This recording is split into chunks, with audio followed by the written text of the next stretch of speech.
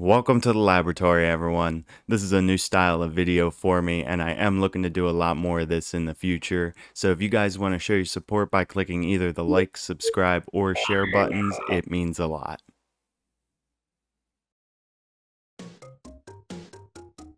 The first specimen that we have in the lab is none other than the brand new trailer for Metroid 5. Now, many people have already covered the trailer and their reactions to the game's debut, but I want to focus on a very specific scene in the reveal trailer, one that gives us a quick glimpse of a new mysterious character. I'm also going to be taking information from the events of previous Metroid games to speculate a bit on the direction of Dread's story, so consider this a spoiler warning if you're not already familiar with the series.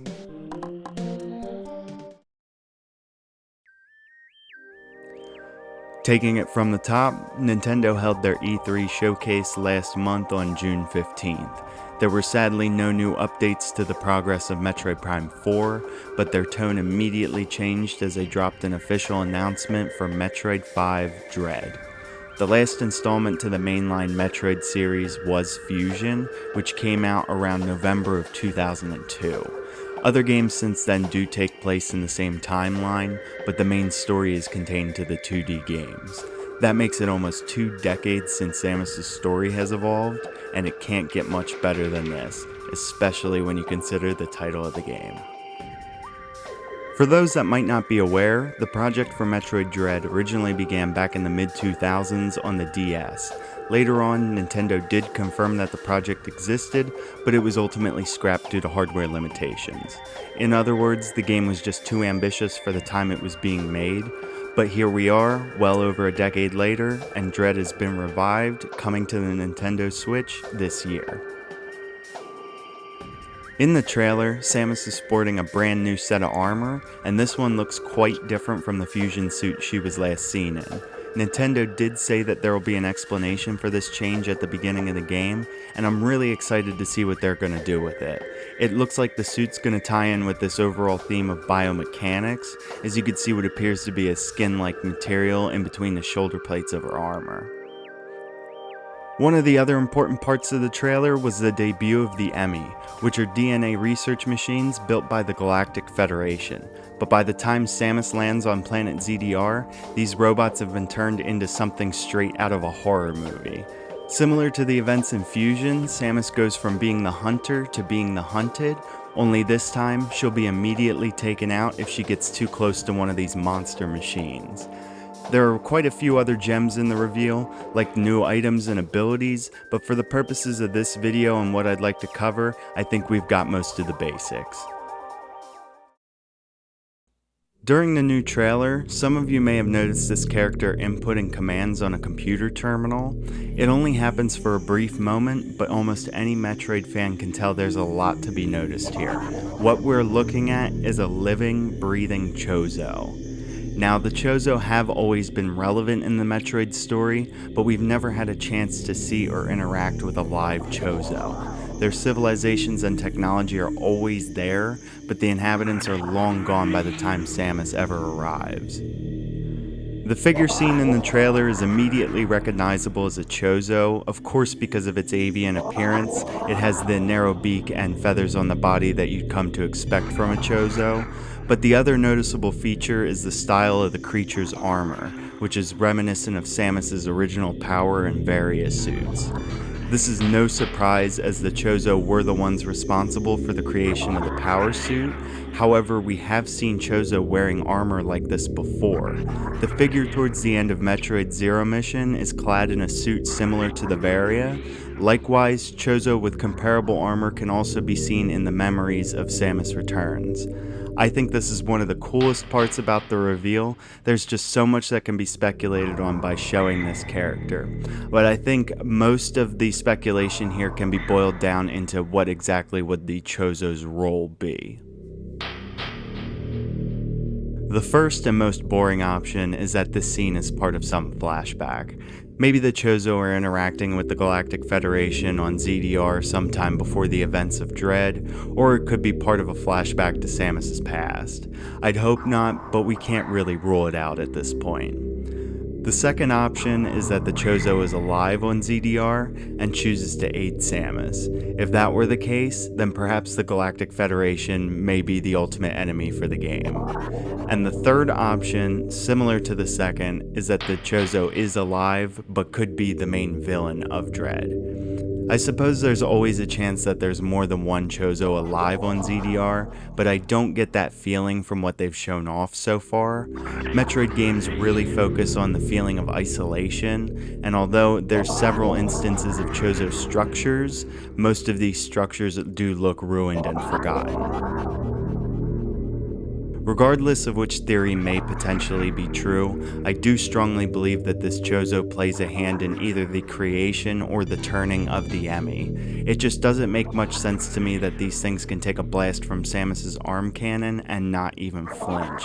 Coming from the Galactic Federation, I expect something a bit more expendable.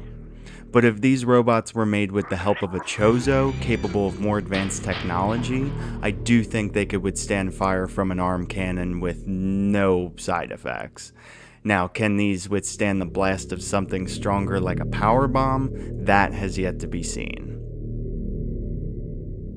Whether or not the Chozo is an enemy or an ally, there's quite a few interesting data points that could help influence the events of Dread's story. The first being the new suit. Metroid games have a tendency to start you out with a bunch of equipment, only for something to happen in the beginning area which causes Samus to lose most of it. It would be no surprise if they went down this route to explain the change from the fusion suit to this newer one that people are calling the Dread suit, but exactly what causes this change has yet to be seen. It's possible that Samus could have some sort of interaction with the Emmy early on in the game. Similar to Metroid Prime 2, the Emmy could get a hold of Samus, damaging or even stealing parts of her suit. If she gets rescued and repaired after that, it could account for why the game will have Samus starting out in the depths of ZDR while her ship is still on the surface of the planet. During the Treehouse event, we've already seen one of the Emmy robots come into contact with Samus. Now keep in mind that they are DNA research machines. If they get a hold of Samus, they're likely going to get some sort of data from that encounter, and if they somehow got a hold of her DNA, what would they find? They'd find human DNA, of course, and they'd also find some Chozo DNA, but I think they're also going to find something much bigger than that.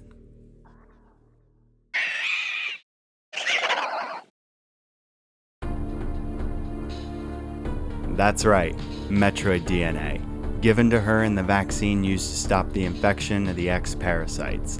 This just makes too much sense. It is a Metroid game, they'll have to make an appearance at some point. If the Emmy are really built by the Galactic Federation, then the robots will likely want to hunt Samus down to get a hold of that DNA. After all, the Galactic Federation has been known to be extremely shady. But if it's the Chozo in control of the Emmy, then the theories get a bit more interesting from there. One thing worth noting is that the Chozo were also known for creating something even more powerful and complex than Samus' suit, and that's the organic supercomputer capable of controlling the Metroid's Mother Brain. Depending on who this Chozo is, it could choose to hunt Samus down because it wants to erase any possibility of the Metroids returning, or it could be trying to harvest Samus' DNA to propagate more of these parasites. The central unit structure shown in this room has a similar likeness to Mother Brain. Perhaps there's a chance we may even get a biomechanical version of Samus' old nemesis making an appearance here. But as one last piece of information to consider, there's a good chance that we may have seen this Chozo before.